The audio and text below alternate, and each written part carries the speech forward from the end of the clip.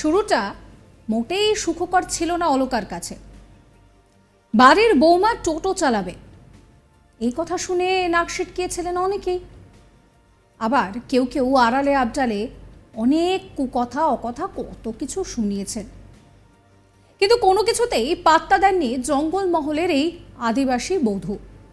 কারণ বাড়িতে শাশুড়ি অসুস্থ, স্কুল পড়ুয়া দুই ছেলের পড়াশোনার খরচ রয়েছে, আর একই সঙ্গে তো পাল্লা দিয়ে বাড়ছে দৈনন্দিন সংসারের খরচও।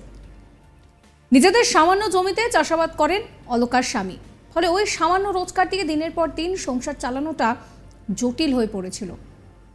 এই অবস্থায় বছর দেড়েক আগে সংসারের হাল ধরতে এবং অবশ্যই স্বামীর পাশে দাঁড়াতে সমস্ত বাধা কাটিয়ে গৃহলক্ষ্মী অলকা তিনি চলে এলেন টোটো চালকের আসনে।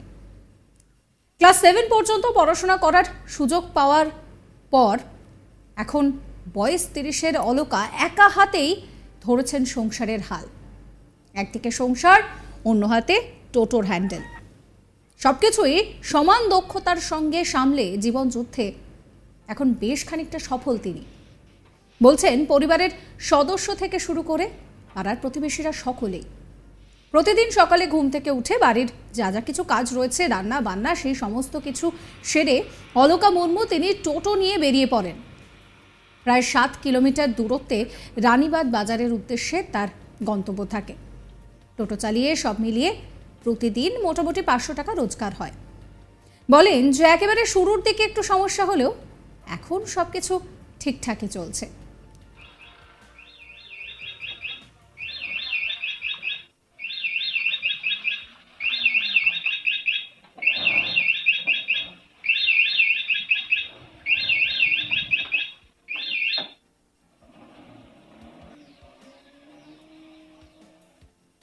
তবে একেবারে প্রত্যন্ত গ্রামীণ এলাকা, মানুষের হাতে তেমন পয়সা কড়ি নেই, ফলে সঠিক ভাড়া অনেকে দিতে পারেন না।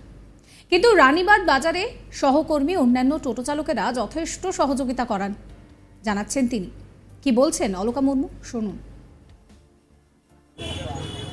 ম্যাডাম, কতদিন চালাচ্ছেন এই টোটো? 1.5 বছর। তো আরো অন্যান্য আয়ের উপায় থাকলে ওই টোটোটাকে কেন বেশি নিলেন? আর আয় উপায় নেই তো। মানে কি দেখে মনে হলো যে টোটো চালায় আয় করা যায়? হ্যাঁ, খুব একটা পরিশ্রম, শরীর অসুস্থ, মানে সেরকম পরিশ্রম করতে পারিনি তো, তাই দেখুন। হ্যাঁ। তো এই জঙ্গলমহলে একটা প্রত্যন্ত এলাকা রানীবাঁধ বাজারে টোটো চালাচ্ছেন, অসুবিধা হয়? অসুবিধা সেরকম এখন হয়নি, কিন্তু প্রথম অসুবিধা হচ্ছিল।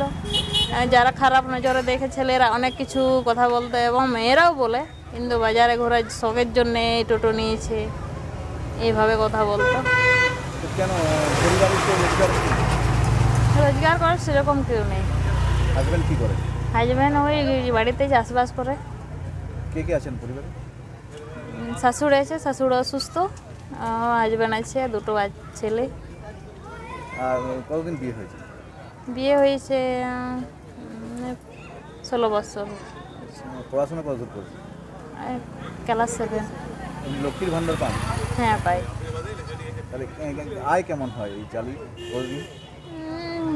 সেরকম হয়নি, ওই গড় 500 400 হয়। মানে চলে যায় আর? হ্যাঁ।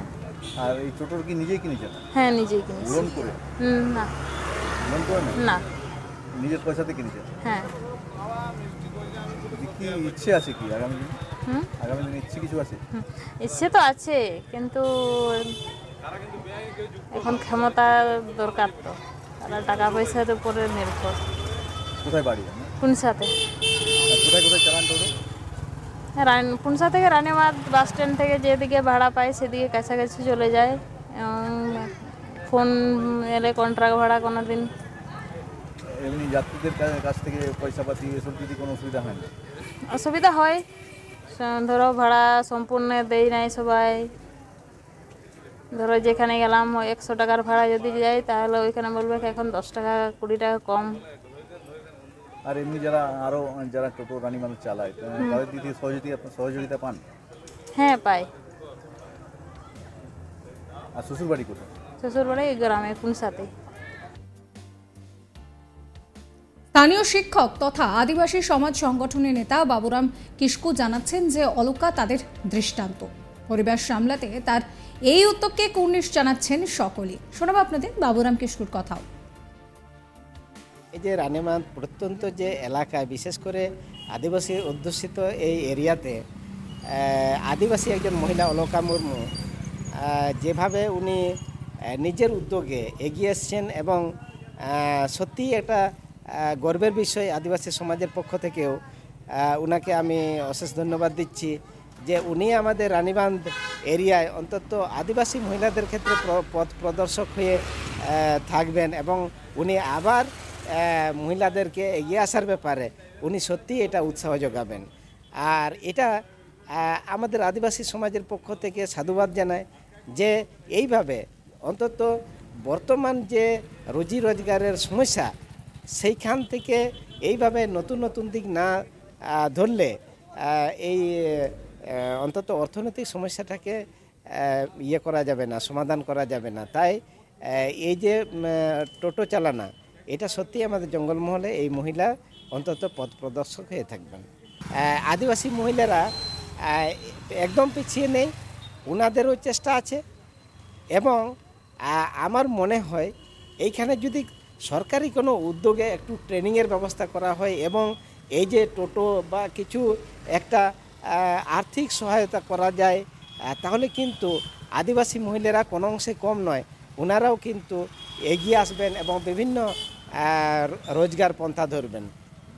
আশা করি সরকারের পরবর্তীকালে এটা দৃষ্টি আকর্ষণ করছি যাতে আদিবাসী মহিলাদেরকে অন্তত এই যে টোটো বা এই জাতীয় কিছু সহযোগিতার ক্ষেত্রে অর্থনৈতিক ইয়েটা সাহায্য করেন। আদিবাসী গ্রামের মহিলা টোটো চালিয়ে রোজগার করছেন, সেটা দেখে ভালো লাগছে। তবে অন্য কোনো কাজ পেলেও মন্দ হতো না জানাচ্ছেন রানীবাঁধের বাসিন্দা নবকুমার মণ্ডল।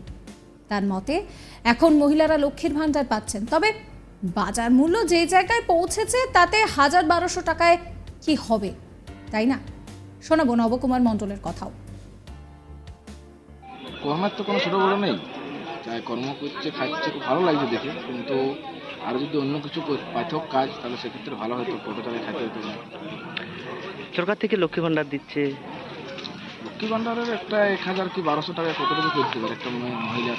একটা আমাদের জঙ্গলমহলের যা দিন দৈনিক বাজারের যা মূল্য, তাতে প্রত্যেক দিন তিনবেলা খাবার খেতে মিনিমাম সর্বনিম্ন ৩০০ টাকা খরচা। সেক্ষেত্রে ১,২০০ টাকা লক্ষ্মী ভাণ্ডার কী প্রভাব পড়বে? হয়তো সামান্য যৎকিঞ্চিত পেবে। যে হারে আলুর দাম, যে হারে সবজির দাম, মাছ মাংস বাজার ঘাট চলতে পারে না। কি হ্যাঁ, মোটামুটি প্রায় অসুস্থ হলে হয়তো ২ দিন বন্ধ হবে। সাবস্ক্রাইব করবেন আজ তাক বাংলার ইউটিউব চ্যানেলকে, ফলো করবেন হোয়াটসঅ্যাপ চ্যানেলও।